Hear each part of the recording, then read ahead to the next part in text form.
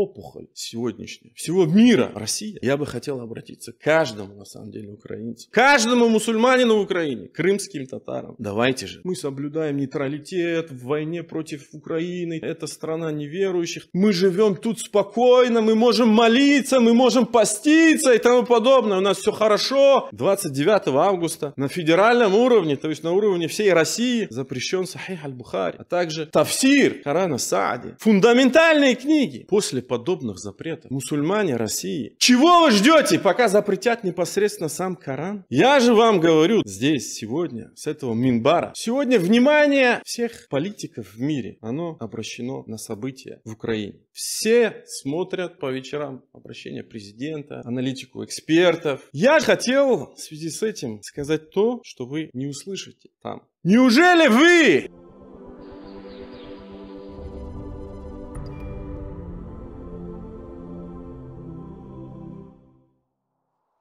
إن الحمد لله نحمده ونستعينه ونستغفره ونستهديه من يهده الله فلا مضل له ومن يضلل فلا هادي له وأشهد أن لا إله إلا الله وحده لا شريك له وأشهد أن محمدا عبده ورسوله فيا عباد الله اتقوا الله حق تقاته ولا تموتن إلا وأنتم مسلمون أما بعد. Дорогие верующие, дорогие братья, все, кто нас слышат, слушают, сегодня взоры всех обычных людей, начиная с Украины, они устремлены куда? На события на фронте. Сегодня внимание всех политиков в мире, оно обращено на события в Украине. Так как есть угроза начала ядерной войны, я имею в виду события в Энергодаре, шантаж России. Так как будущее нормальной, безопасной жизни в мире, в Украине, в Европе, оно связано с этими событиями. Сегодня, я уверен, обычные граждане, все, мусульмане, не мусульмане, верующие, неверующие, они все смотрят, что по вечерам обращения президента, аналитику экспертов и тому подобное. Я же хотел в связи с этим сказать то, что вы не услышите там. Что же именно? Да, протяженность границ с врагом сегодня составляет 1000 километров. 1000, это подчеркивается. Есть много направлений, по которым они совершили полномасштабное вторжение. Но ведь есть помимо этих границ и помимо этого внешнего врага, есть внутренние враги. Внутренние враги, про которых мы должны помнить. И не одолев которых, у нас не будет явной победы с внешним врагом. Не будет перевеса на фронте. А ведь в одном из сообщений сказано, я говорю сообщение, не говорю хадис, и не говорю, что он достоверный, это сообщение. Это слова праведного предшественника, это не слова пророка. Да благословит его Аллах и приветствует. И все его наверняка слышали. Раджа'на мин аль-джихадиль асхари иль-джихадиль акбар. Мы вернулись с малого джихада, имея в виду реальные военные сражения, когда сказали это праведные предшественники. Вернулись к большому джихаду, то есть к борьбе с внутренним нафсом, с эго. Об этом говорит Аль-Хафиз ибн Хаджар, что это не есть слова пророка, а есть слова Ибрахима ибн Абу Айля и так далее. Но не будем в это вдаваться сейчас. Таким образом, я бы хотел сегодня обратить ваши взоры на врага внутреннего в виде, чего он может проявляться? В виде ненасытного эгоизма, нелюбви к себе. Смотрите, нелюбви к себе, любовь к себе. Иногда это называют, я не знаю, здоровым эгоцентризмом. Правильно это термин, неправильный, я не берусь судить. Потому что надо это различать. А над нафсом, над эгоизмом. К чему он приводит? Что он порождает? Он порождает ненасытную алчность. Желание поживиться, воспользоваться ситуацией. Это касается каждого украинца на самом деле. Не только мусульман. Это в целом сейчас касается нас. В контексте вообще войны всей этой дикой. Желание упоиться вниманием людей. Это то, что мы можем видеть сейчас, да, в пабликах, как это сейчас модно говорить, в СМИ. На том или ином обращении. То есть, по сути, удовлетворить что? Какими-то громкими словами. Удовлетворить свою жажду быть признанным. Жажду, такую мелкую в зародыше, жажду стремления к власти. Это так для самоанализа каждому. А ведь Всевышний говорит, если мы говорим про алчность и скупость, а те, кто уберегся от собственной алчности, скупости, является преуспевшим. Соответственно, все это порождает, я прям копнул глубоко, да, с нафса. Все это порождает в реальной практике, в реальной жизни. Что это порождает? Это то, что мы можем видеть уже как последствия, как плоды, как результаты. Плодами, наверное, неправильно назвать, потому что плод нечто позитивное. Как цепная реакция. Что это? Воровство, коррупция, подставы, сливы информации, предательство. Прямое, косвенное и так далее. И все это ведет к чему? Явно не к победе. Это все ведет явно не к приближению к победе. Все это отдаляет победу. Поэтому, дорогие братья, победа внутренних врагов, внутреннего вот этого всего, оно прямо ведет к победе над внешним врагом. Прямо пропорционально на языке математики. Чем больше мы победим внутренних врагов, тем быстрее мы победим внешнего врага. Россию на сегодняшний день. В связи с этим я бы хотел обратиться к каждому, на самом деле, украинцу. В целом, в общем, каждому мусульманину в Украине, крымским татарам. В частности, быть примером нравственной чистоты. Как это заповедал пророк, саллаллаху алейхи ва саллям. А пророк, саллаллаху алейхи ва саллям, что он сказал? «Иннама бу'исту лиутаммима макарим аль-ахляк». Это глубокий смысл этих слов, которые мы непрестанно, каждый имам хатиб произносит с этого минбара. Я был послан, ниспослан, отправлен к людям, имеется в виду. Лишь адатуль хаср. Лишь он свел всю свою миссию к этому. К тому, чтобы завершить, исполнить, привести до совершенства. Макарим аль-ахляк. Благородные нравы, нравственность. Поэтому мы должны быть примером этой нравственности. Где бы мы ни были, с врагом в отношении с врагом. Я не знаю, в бизнесе, с лицемерами, где бы вы ни были, вы должны быть примером этим. Особенно это касается, как я уже подчеркнул, верующих. Особенно это касается тех, кто сейчас на передовой. Потому что они пример для остальных. Поэтому, дорогие братья, не делайте необдуманных обращений. Особенно в паблике, в СМИ. Не говорите то, что может навредить. Не говорите то, что может внести раздор, шатание, фитну, чем может воспользоваться враг. Если вы говорите, взвешивайте то, что вы говорите. Обращайте на свой вид. Я всегда говорю, любая речь – это треугольник. Послание, сама речь, суть, которую вы произносите. Целевая аудитория, которую вы произносите. Вы же произносите эти слова, которые кидаете в простор публичный особенно. Они же адресованы конкретным людям. Вы же хотите достучаться до конкретных людей. Так определите эту категорию, чтобы не затронуть какие-то другие чувства, не оскорбить какие-то другие чувства. Дабы контекст был четкий, понятный. Адресат, кому вы обращаетесь. дабы этим потом не воспользовался, естественно, если все это неправильно озвучено, сформулировано, хотя искреннее намерение было, может воспользоваться легко. Враг, раковая опухоль сегодняшняя, всего мира, Россия. А ведь Всевышний говорит: «Ма ялфиду мин каулин илля ладейхи ракибун атид».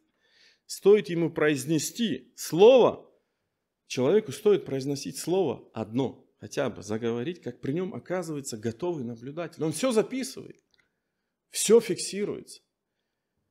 И все это будет воспроизведено в судный день. И за каждое слово будем мы спрошены.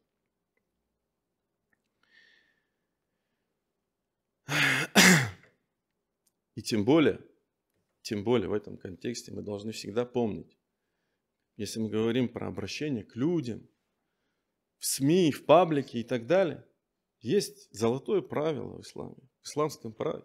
Дар-уль мафасиди хайрун мин джальбиль масалих. Отстранить, избежать вреда, оно более приоритетнее, нежели получить пользу. Таким образом, чем лучше мы будем соблюдать все эти принципы, как я уже упомянул, тем меньше будет разброда, шатания, фитны, тем будут сплоченнее наши ряды, тем четче будет ясна цель каждому в контексте противостояния, в контексте войны. К чему стремиться? Будет понятна цель. Каждый будет понимать, что ему делать. Что ему делать, независимо от того, кто-то ему скажет, что ему делать или не скажет. Весь мир помогает нам, на самом деле, сейчас, да. Весь мир, затаив дыхание, он ждет нашей победы. И она придет, иншаллах, по воле Всевышнего. Придет.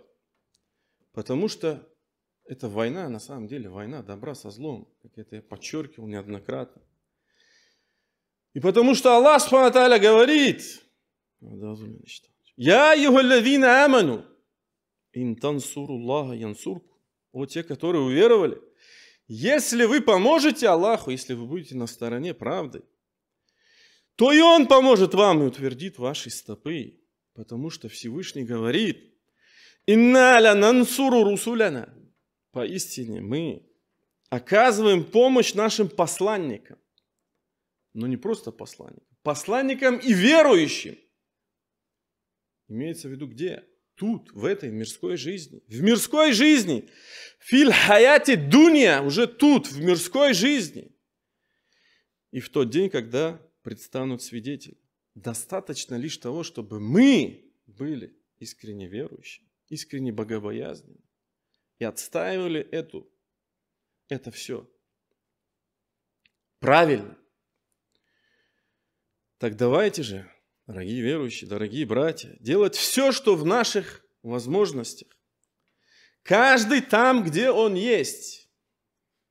Каждый в зависимости от своих возможностей, дабы приблизить эту победу, а не отдалять ее. А не отдалять. И пусть лучше враг делает то, что приближает нашу победу. И приближает его поражение. Я имею в виду в данном контексте запрет Сахих аль-Бухари сегодня. Наверняка вы все слышали.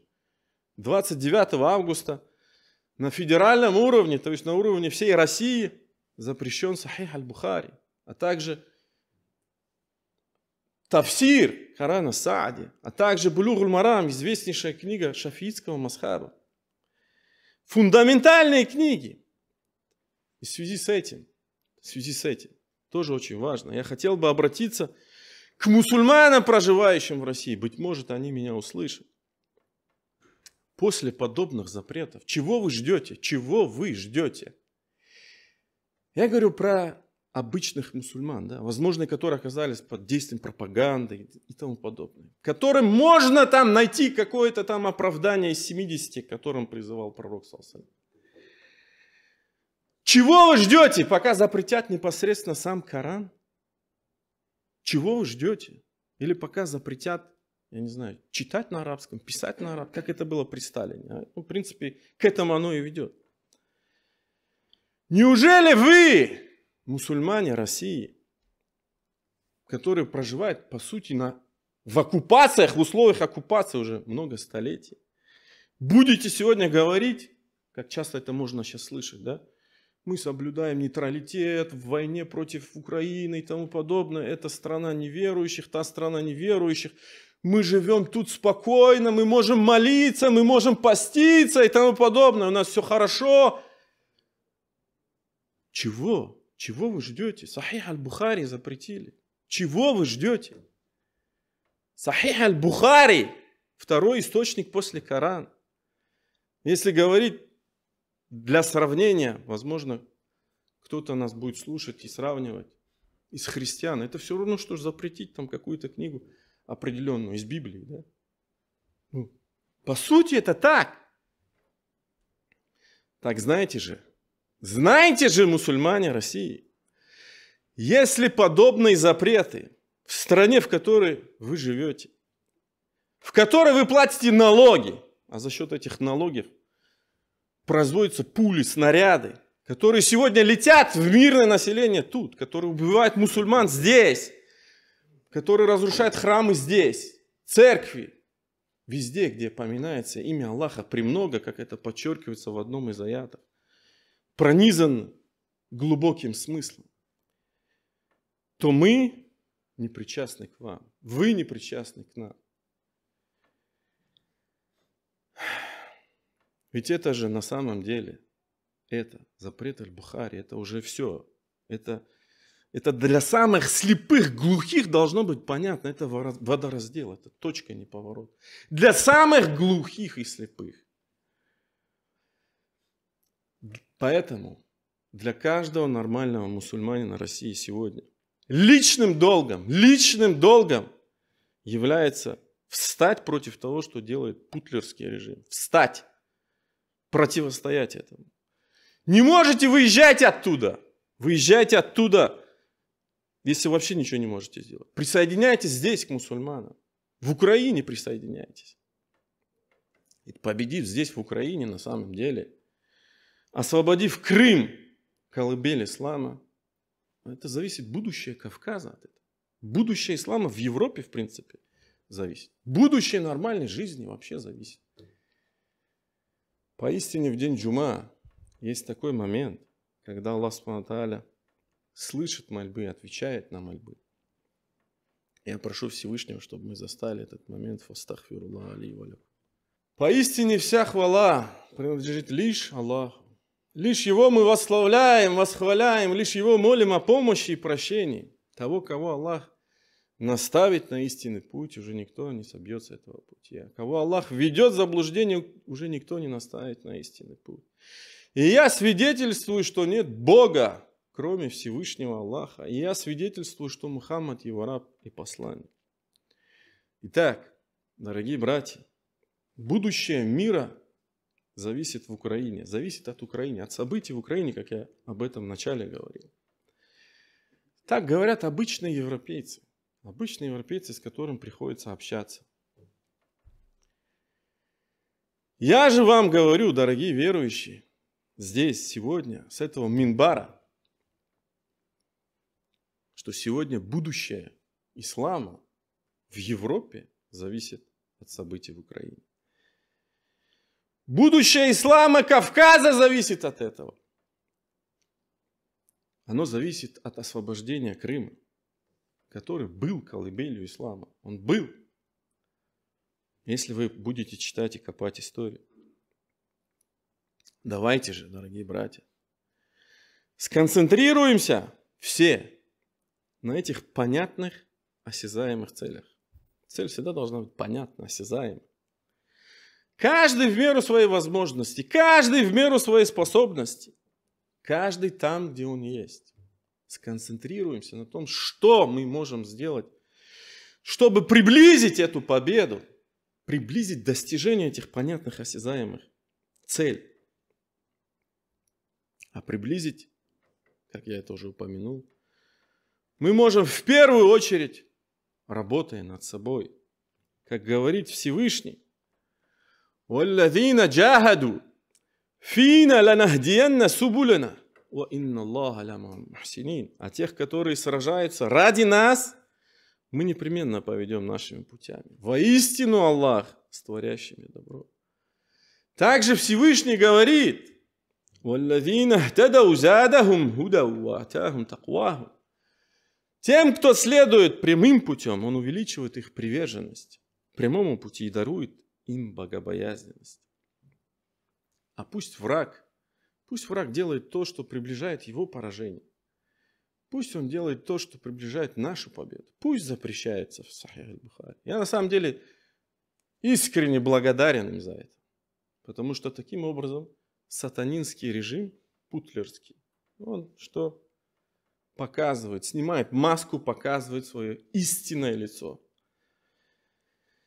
Пусть Всевышний использует каждого